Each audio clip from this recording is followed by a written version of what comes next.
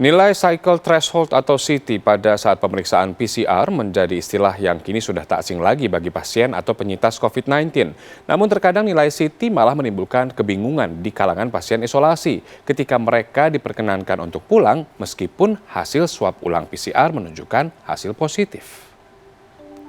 Akhir-akhir ini pembahasan mengenai nilai CT hasil pemeriksaan PCR COVID-19 kerap menjadi topik di kalangan tenaga medis dan masyarakat.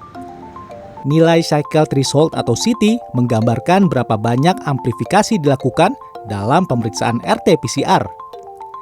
Sederhananya, makin tinggi nilai CT, maka semakin sedikit material genetik virus yang ada di dalam tubuh.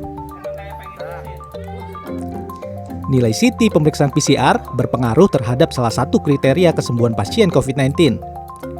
Misalnya di Rumah Sakit Darurat COVID-19 Wisma Atlet Jakarta, memiliki kebijakan memulangkan pasien setelah 10 hari isolasi dan nilai CT di atas 35, meski hasil swab ulang masih positif. Kalau nilai threshold-nya tinggi, di atas 35 dan seterusnya, kadang-kadang ini adalah nilai untuk kemungkinan menular itu sangat kecil, bahkan dianggap tidak ada penularan lagi. Ini adalah dari beberapa pengalaman dari teman-teman dokter di sini yang sudah melihat bahwa nilai-nilai itu adalah aman untuk kalau sudah dipulangkan dari Rumah Sakit Darurat COVID-19 Wisma Atlet.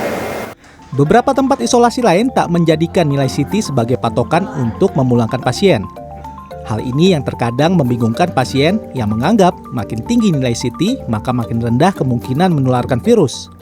Ketika saya sudah di dalam tempat isolasi, baru dari rumah sakit menelepon mengabarkan CT saya 35,81.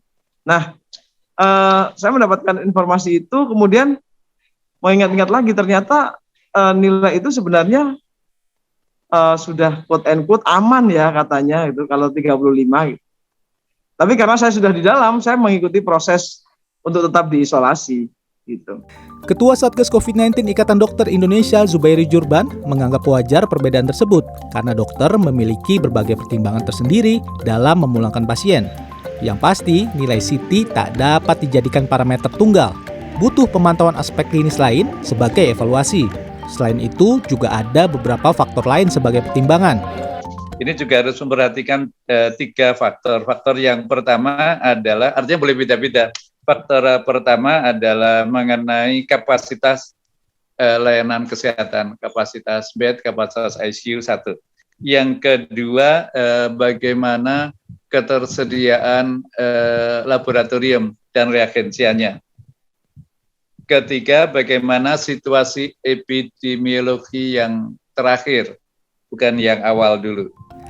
Dalam pedoman tata laksana penanganan pasien COVID-19 yang dikeluarkan Kementerian Kesehatan dan diadopsi dari WHO, pasien terkonfirmasi COVID-19 tanpa gejala dapat beraktivitas normal setelah menjalani 10 hari isolasi.